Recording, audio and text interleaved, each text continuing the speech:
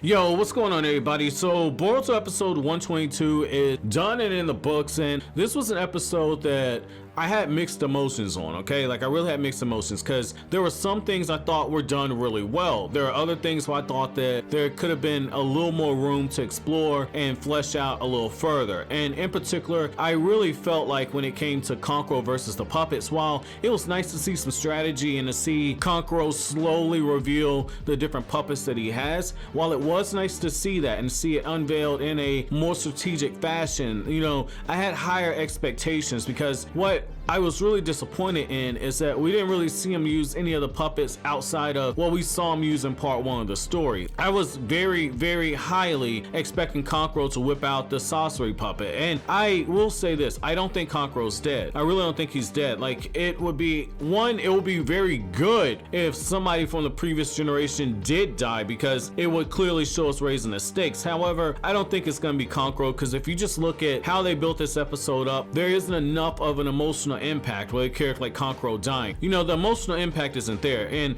I know that Temari said that, oh, well, Shinki looks to Kankuro, that's his uncle, he really looks up to him, but that's a lot of stuff that we didn't actually see unveil. Like, that's a moment where the series is telling us instead of showing us. So that's one of the reasons I don't think that Kankuro's gonna die. And just like how those puppets went underground through the quicksand, it really wouldn't surprise me if right before the explosion it gets revealed that Kankuro just summoned another puppet. In particular, I'm really expecting to see the sorcery puppet, or at the very bare minimum have another version of Hiraku, which is the puppet sorcery had when he was hiding inside of it. I could see Kankuro building another version of it, because at this point it's just surviving a paper bomb. So I mean, it's something I could definitely see them doing, and it would explain why all of a sudden they couldn't find Kankuro. But I mean, that remains to be seen. If Kankuro is dead, I'll be very highly surprised. And going back to the fight with the puppets, I did like the fact that, you know, one of the puppets was shown to be more powerful than the others. That was interesting, because I do know that, like, when it comes to human puppets, when it comes to sorcery's puppets,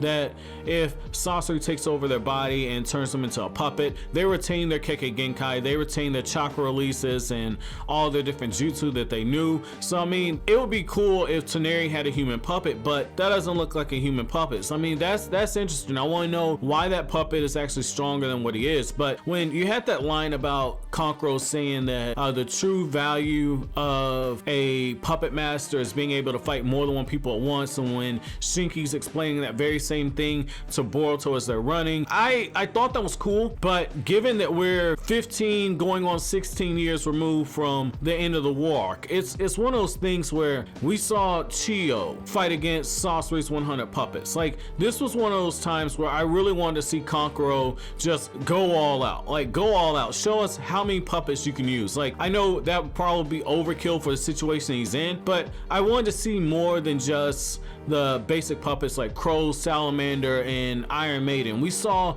all of those way back in part 1. Like, it would have been nice to see him fight with the sorcery puppet, but who knows, maybe that's something to come during the final battle with Urashiki.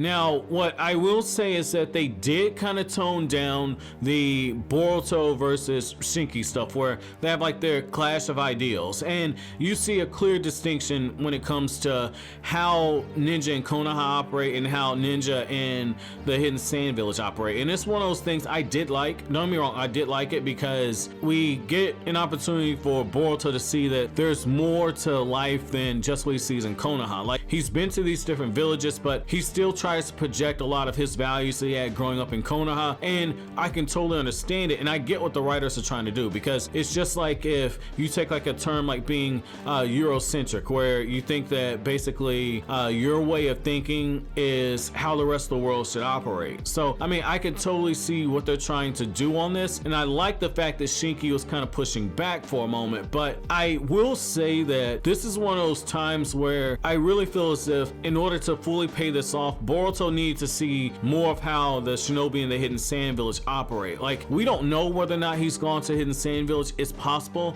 given the role that his father has in the ninja world, given the fact that Naruto is Hokage, so him going to other villages makes a lot of sense, but there was nothing like that paid off. And I do like how the new generation is getting lessons from the old generation. I do like how Temari is telling her son, like, hey, you know, you have to be able to think about the unexpected. Like, you're a shinobi now. You can't be as naive. Sasuke and Gaara should have returned at this point. Like, you need to consider the worst case possible scenario. And so that was something I did like. And I did like that moment when Temari is talking to Boruto and saying, like, as Kankuro's sister, I'm really glad that you came back, but you have to also think about what Shinki's going through. This is hard for him. You should have focused on the mission. And what I like about this is that they're paying homage to what we got in the Kakashi Gaiden. So in the Naruto manga, between, I believe, volume 27 and 28, it's either 27 and 28 or 28 and 29, you had a series of chapters where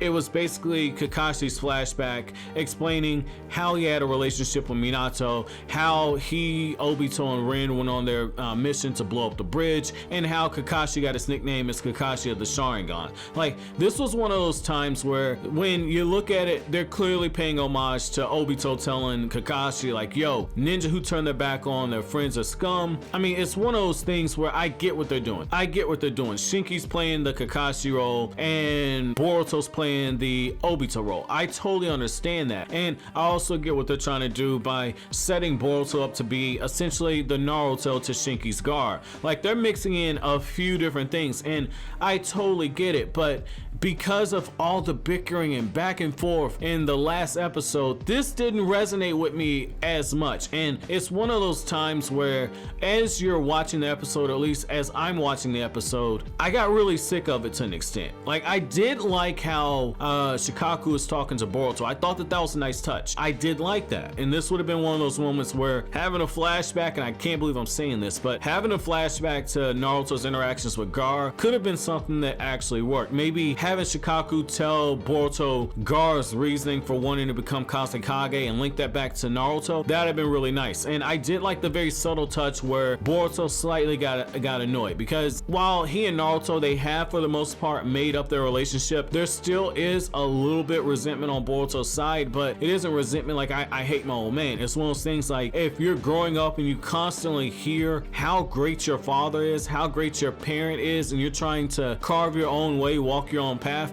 I can get it. I mean, expectations are crazy. So I mean, I did think that was a nice touch, but at the same time, that was something that kind of left on the table. And what I will say is, I do like the idea of Sasuke being out of commission. I do like the idea of Gaara being low on chakra, and essentially Gaara running out of chakra, or running dangerously low on chakra, to the point where the seal that Urashiki has finally comes undone, and Urashiki's able to, you know, essentially roam free. And he even says, like, you gave me more trouble than I thought. So I mean, this gives a lot of credit to the fact that Gaara did get stronger, and it opens up the door for us to start asking questions. What is Urashiki's endgame? What is his true goal? Why is he hunting down the Biju? I mean, this is good. This is good. I'm very excited to see the next episode, because I do think that they're not going to cheap us with the fighting, because this is what they're clearly doing. Okay, they're taking a page from early part 1 of Naruto, where we hear all these amazing things about how powerful Kakashi is, and you get that brief fight with Zabuza. It's very brief, but you get a very brief fight with Zabuza, and Kakashi's taken out, and most of the fighting when they have their rematch is focused on Sasuke and Haku. It's focused on Naruto and Haku. We get a few cutscenes of Kakashi and Zabuza talking. We get a lot of still frames, actually. That's a little fun fact. Early Naruto used a bunch of still frames, but we get that, but it was more so focused on Naruto and Sasuke and just that generation. And so when you look at Shinki, the fact that he's been cornered by the puppets, I could definitely see us actually seeing Shinki fight. I could see a situation where Boruto and Shikadai are actually fighting alongside Shinki. I mean, we're probably gonna get more action in the fighting, and the dialogue when Urashiki's talking, I could probably see see that being Temari, because she's the only one of the Sand siblings that we haven't really seen have any type of action in this arc. So I mean, I could see that being a situation because Urashiki's in a different league. Like, Temari's a lot stronger than she was from the war arcs. I mean, this would be a great opportunity for us to see Temari briefly cut loose, but I would say temper your expectations. I don't think that we're gonna see a huge Temari versus Urashiki fight. I don't think that's gonna happen, nor do I think that Urashiki is going to confront Boruto and Shinki. If it is, there's gonna be conversation. Temari shows up, because at this point none of them are powerful enough to stand up against Urashiki. So I mean, essentially we're having a ticking clock ticking down to the moment when Sasuke finally comes back. But I mean, overall, I mean, this was an okay episode. This felt more like a transition episode, nothing extremely crazy. But I want to know from you guys. I know some of you guys definitely gonna disagree with me on that, so I'm very curious to know what your thoughts on it are. And also, as another side note, you know, I made the community post, and I just want to go ahead and just put the profile picture going forward up and kind of give you guys a brief explanation of why I'm changing the profile picture. So essentially, the previous profile picture wasn't anything that I had done for myself. It was something that somebody sent to me. I thought it was really cool. I put it up, and I wanted to have something that was unique. I wanted to have something that was unique for myself, and I probably waited too late to change the profile picture. That's on me. A lot of you guys are used to seeing that Naruto and Goku fusion where he's got the Sage's 6 pass orbs around him, but I needed something unique, and I had an opportunity to have this done. You know, Arya is a very talented artist, and I really thank her for it. You know, her real name Cynthia, so I really thank her for that. This video hits 3,000 likes. I have What If Jiraiya Never Died done. So if we hit 3,000 likes on this video, and if we can do it today, I'll drop that video today as a bonus video. I wasn't planning on dropping it until much later, but I already got it done. So if we hit 3,000 likes, I'll give you guys a bonus what if. But as always, guys, if you like anything I had to say, don't forget to comment, rate, subscribe, and share. Thank you so much for watching all the way to the end. Have an awesome day, guys.